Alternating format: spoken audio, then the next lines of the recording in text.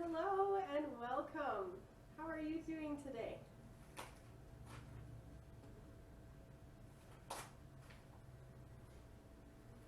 So today I am going to be talking about the anatomy of a beehive. So I brought a hive in the house. It's a little bit cold outside today and a little snowy.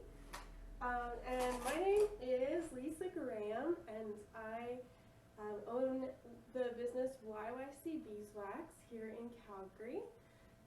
The company is about 5 years old, and we just actually turned 5 this March, which is super exciting for us. So I want to welcome you today. Thank you so much for joining us. And feel free to ask your questions in the chat window. I'm going to be up walking around a little bit, so I might not be able to see right away what's going on, but I will have time for questions. So feel free to ask away. And I actually have 3 camera feeds today. So there's 2, you can see the video. One of them is the back of the beehive over here. And then one feed is the main camera I'm looking at. And that you're going to see a picture of the front of the hive. And then I also have my phone camera right here, ready to go. So that's it's just a picture of me right now, but I will turn that on in a minute as we get going. And I'm sorry about the sounds. This tarp is a little bit sticky, so my shoes are sticking to the tarp. So before we get started today, I guess I just want to thank you for joining me. And if you have any questions, feel free to type them in the chat. And I did remember to push record today, so I will have a recording of this available later if you want to rewatch it. So, to start off, I brought a beehive, as I mentioned. I brought a beehive into my house because it's really cold outside. This is a beehive. It's actually one of my smaller beehives, so it fits 1 frame less. And this beehive, I have it set up as it would be in the end of the summer. So this is, we have a super on here, 2 brood boxes on the bottom. And I wanted to put it all together with all the boxes first, and then I'm going to start taking it apart, and we'll put the camera feed from my phone on, and we'll take a look inside. So from the start, you can see there's 3 of these boxes here. Hopefully you can see it in the camera feed okay. And then there's the roof of the hive. Sometimes the roof is square, it's not tapered, so it'll be a flat top. And then at the very bottom, it's called a bottom board.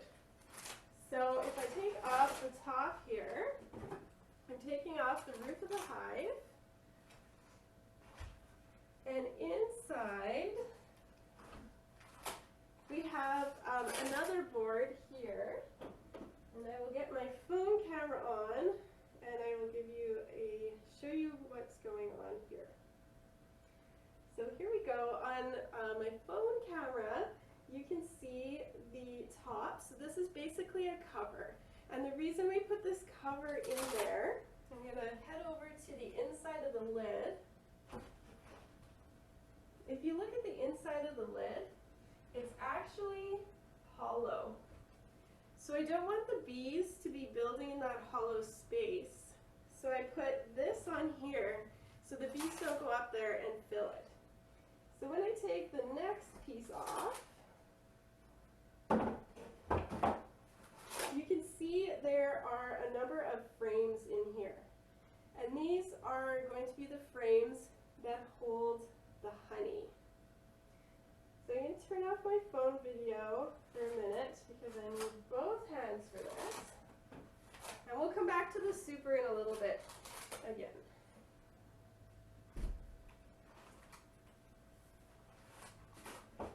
So on the next level, there are a bunch of frames here and also a feeder frame.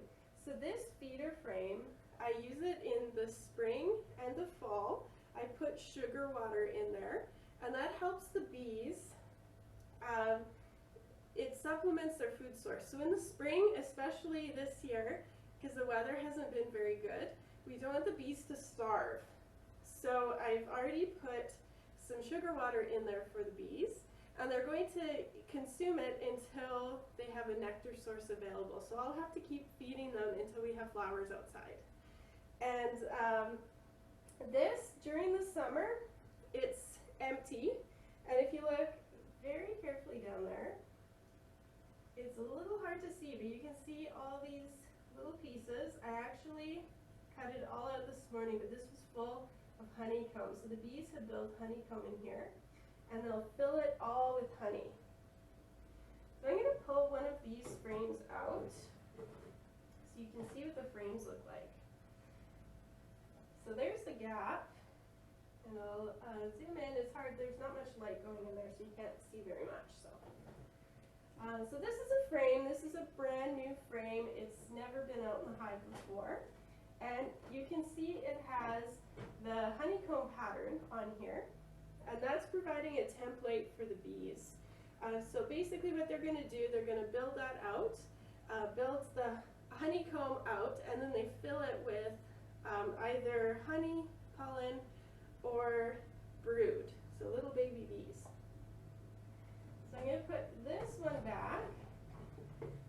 So this top box, if we zoom out one more time, there are a whole bunch of frames. These are the ones the bees are going to build on. They're going to store their food and their brood, raise the brood in there. And then we have this feeder frame here. So that's used for feeding the bees. And when I take the next box off,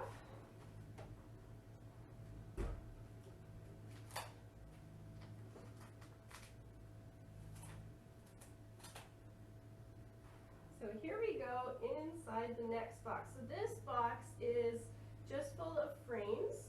I only need to have the feeder frame in one of the boxes, and that's enough for the entire hive. So I'm going to actually grab my frame grips over here, and I'll show you what I'm using. These are called frame grips that I have right now, and I'm going to use these. Hopefully this frame will come right out, but I have a frame that's full of honey here. So if you see on this frame, I'll set it down and give you a tour of the frame. So if we look right in here, these are all ripe honey cells.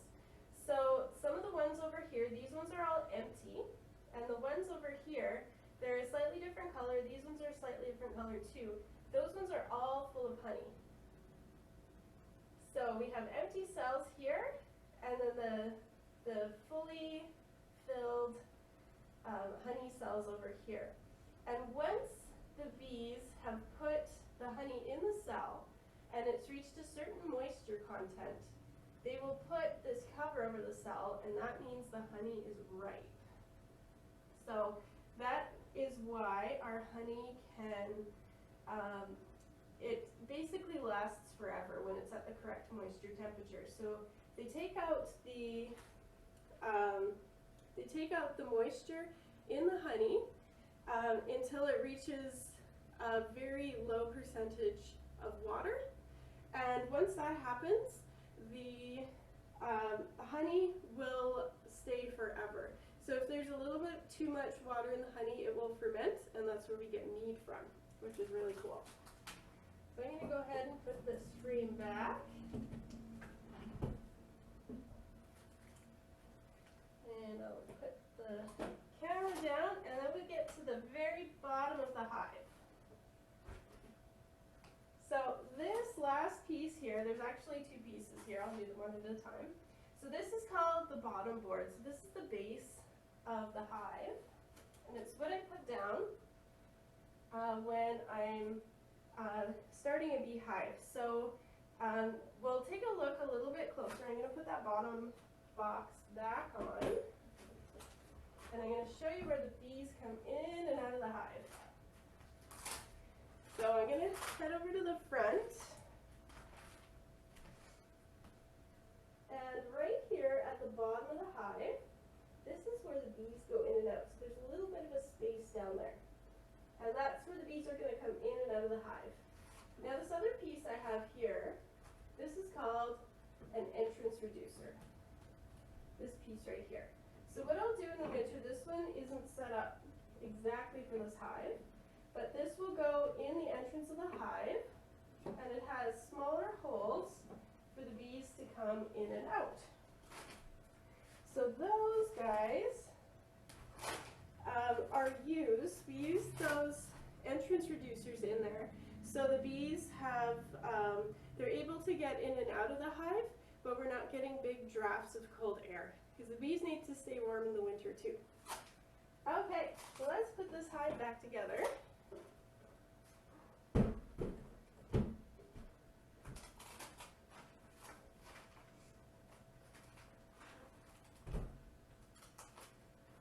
Okay.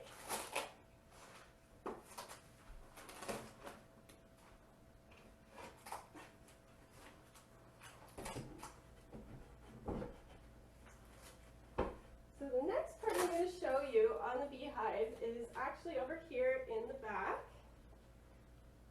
We'll take a closer look with the phone here. So here I'm using a different kind of, top box is called a super. The two boxes on the bottom are called brood boxes, and those two are where the bees live year round.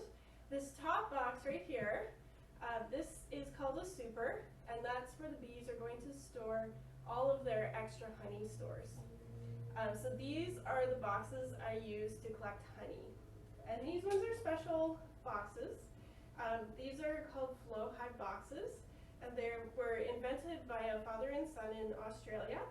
And they're quite interesting because they use a slightly different way of extracting. So a lot of times we use a centrifuge. So we basically spin the honey very quickly and all the honey will come out.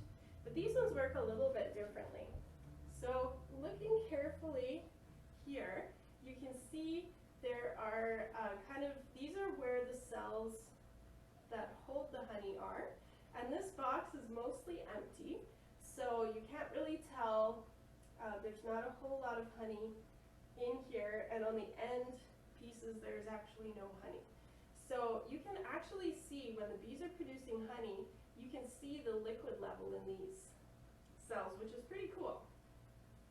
So in order to get the honey out, I have a few tools over here that I will show you.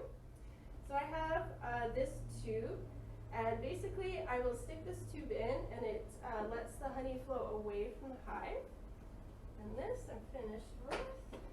And then this is another tool I use to help get the honey out of the hive. And then I use the very, very high-tech, I use buckets. I have buckets when I go out in the field. So these buckets I use for creating a little bit of height. So I'll show you how it works. So this one, 2 buckets high, works perfectly. And then I take my little piece here and I will put it in this bottom piece. Stick it in there.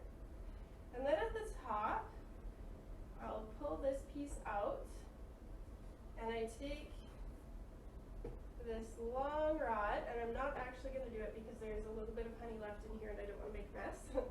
So I will take this and I'll turn it, and that will open up all the cells inside, and the honey will flow out through the tube, and I have a nice little jar here ready to collect the honey, so it can drip directly into a container, which is really cool. So these hives are very fun to use. They can get very, very heavy, so I like to use these because it can get very, very hard on your back working as a beekeeper. So these ones, I don't have to be lifting the boxes when they're full. Each frame, you can get like 7 to 10 pounds of honey. And in this specific box here, I have 7 frames. In a normal super, you can get maybe 8 or 9, or up to 10. So they can get really, really heavy. So that is pretty much everything I wanted to share about the beehives. So I'd like to open the floor for questions if you have any, so feel free to unmute your mic if you have questions, or you can type it in the chat, and I'll adjust the camera angle and I'll come and sit at the computer now so I can help answer your questions.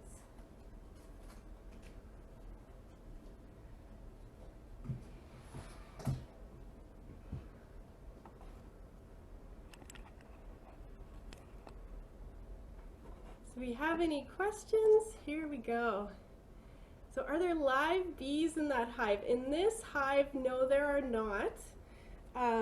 It's in the house, so I didn't want to bring any bees in here. I do have 2 hives that are live, and I will send you a link to the YouTube video. I have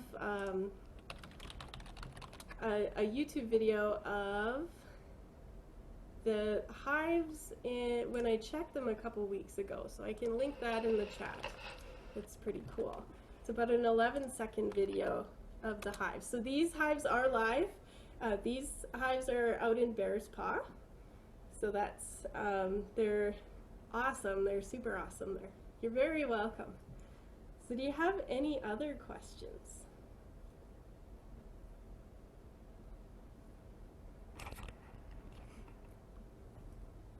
So a neat fact about the bees, when I buy bees, I buy them in a package, and there are 2 to 3 pounds of bees in there.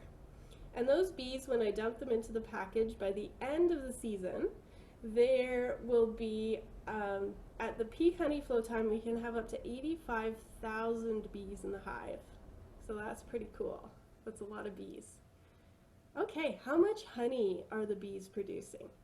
So that's a very interesting question. It depends on the year. So last year, our beekeeping season was not very good, and we saw the honey yields go down. So if there are fewer flowers, if we get a cold and rainy year like we did last year, they'll produce less honey. What I found with mine, when I put in a new package of bees, it's been pretty consistent. I'm getting about 35 pounds of honey from the hive in the first year, and the second year it's about doubles, so getting up to 70 pounds per hive. And keep in mind, the hives that I have, they are all urban hives. Most of them are here in Calgary, some of them are in Bear's Paw, and yeah, so it can really depend. It depends on the year. It depends on the status of your colony. So a brand new colony will produce less. Sometimes a new colony won't produce any honey in the first year. And yeah, so it varies, but you get quite a bit of honey when you have a good year. So do you recommend backyard hives? How would we use them? Okay, so do I recommend backyard hives? I think they're a great learning experience. What I would recommend for anybody who's interested in getting started with their own bees is to, if you have the opportunity to spend a season with a beekeeper and learn a little bit about it, get your hands dirty, help them out for a season, that is very helpful. For me, I got started beekeeping as a summer job. So when I was growing up, I was in high school at the time, and I had the opportunity to work for beekeepers in the next community for a couple summers. So I learned a lot about the summer beekeeping. And then when I started with YYC Beeswax, when I got my first hives, I took a course through Alberta Apiculture. It was a great course. I think they're still running it. They run it in the spring, I believe in March, in Airdrie, if you're local. And I believe they do another one up in Edmonton. And it's a 2-day course with a field day. And they basically teach you all sorts of information about the hives. There's a book, I have it right here. It's called Beekeeping in Western Canada. It's the book they use in the course, so this is a book. I'll actually turn my light on so we get a little bit better light. So Beekeeping in Western Canada. It's a great resource. They use it in that course. And you can always buy it as a self-study. I think it was $25 or $26. You can get it shipped. And yeah, taking the course is extremely helpful. I recommend for a brand new beekeeper, take it 2 years in a row. There is so much information in the course. The first year you take it, you will be overloaded, so you want to pull that basic information you need for your first year. After your first year, you will have learned a lot. You have a lot of practical experience. Then you go back the second year, take the course again, and you're going to get so much more information out of that. And how would you use them? And where do the bees you buy come from? So I'm going to kind of combine those two questions there. So the bees I get have been coming historically from New Zealand. They're with Italian queens, so the genetics come from Italy. And the bees themselves come from New Zealand. With everything we're seeing right now, I think they're still bringing packages of bees in. There are different options on where you get the bees from. There are many local beekeepers around. Alberta is actually the biggest honey producer in Canada, so we have a lot of beekeepers, a lot of options here. So there are people selling what are called nucleus colonies, and those are basically a box of bees with a few frames in them. And you can get packages of bees. Those are the cardboard boxes with the screen that I was talking about. And you can get big long tubes. Those are also called packages of bees. So there are tons of beekeepers around. Off the top of my head, I don't know if Chinook Honey does it, but Chinook Honey might have bees. Apiaries and Bees for Communities, she brings, I think she has bees, nukes maybe, nucleus colonies. So you'd have to contact her. She does require, I believe, taking her course. It's also a beekeeping course. So that would be something you'd be looking at over the next year or so. Who else do I know? Scandia Honey Company, that's where I get my bees from. That's actually where I used to work. They're very lovely people, and they do the packages. And yeah, if you contact your local beekeepers, find out who they are. They can send you to somebody who knows. There was another place I saw on Instagram recently, I think it was Nixon Honey. They also were doing nucleus colonies this year. And then how you get your equipment and everything. There is a company called Beemade. You can get all your getting started equipment from there. They're up by Edmonton and Spruce Grove. There are a couple places locally. There's Appy Hex locally. PV Mart has also been carrying beekeeping stuff. I haven't been really, I've seen the quality of what they have in PV Mart, and it seems expensive, and I'm not convinced for the lifetime of the equipment. So Beemade is my go-to. And you can get pre-loved equipment. You want to be very careful with that because there's this thing called American foul brood that's really bad. And if the beekeeper you're buying your used equipment from has foul brood in there, it can come into your own colony. So you want to be a little bit careful buying used equipment. I purchased, when I got started, I bought from the beekeeper I got my bees from because I knew how their operation worked and how they dealt with foul brood. And that was my getting started point, and other than that, I buy brand new equipment just to make sure that I'm not transferring disease to my bees. Okay, I hope that answers your question. Does that answer your question? Okay, are you able to use only your own wax for your beeswax products, or do you also need to buy from elsewhere? So for me, with the Flow Hive, I don't actually get much beeswax, so I do buy the bulk of my beeswax elsewhere. And that's the company I used to work for. I like to support local. They're a couple hours out of Calgary, so most of my beeswax comes from them, and I buy it in huge 42-pound blocks. Awesome. Do we have more questions?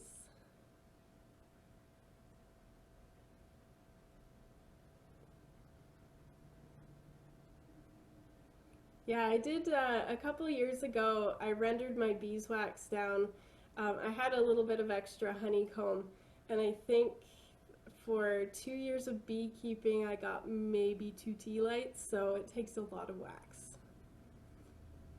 Is beekeeping your full-time job or hobby? Well, at YYC Beeswax, I do so many things, and right now it's just me.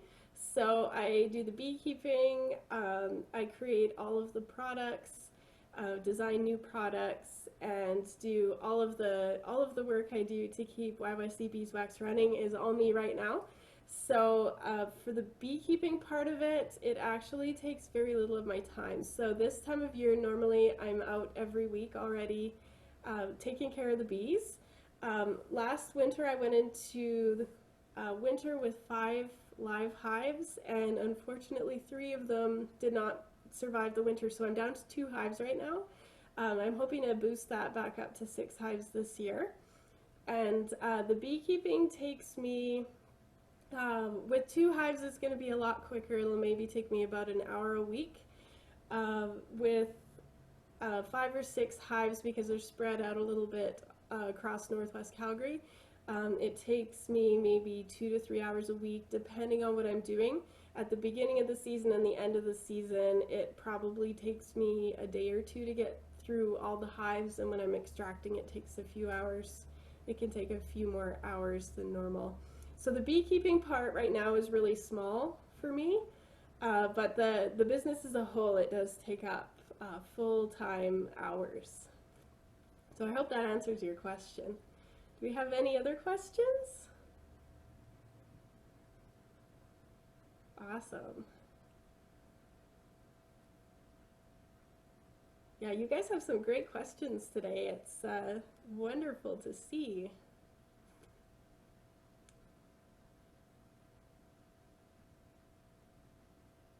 And next week we're going to talk about the different life cycles of bees. So there's different kinds of bees in the hive, and next week I'm going to talk about the 3 different kinds of bees and what their life cycle looks like from an egg to a fully mature adult, and then about how long their lifespans are once they reach adulthood. So it would be awesome if you could join us next week for that too. And also tomorrow I'm going to be doing a follow-along candle making workshop. So we're going to be making Beehive candles. They're awesome. And that one, I think I've scheduled an hour and a half. I don't think it'll take that long. But you're welcome to join us tomorrow on the call, and I'll go through the whole step-by-step how to make a beehive candle. Are there any other questions in the room?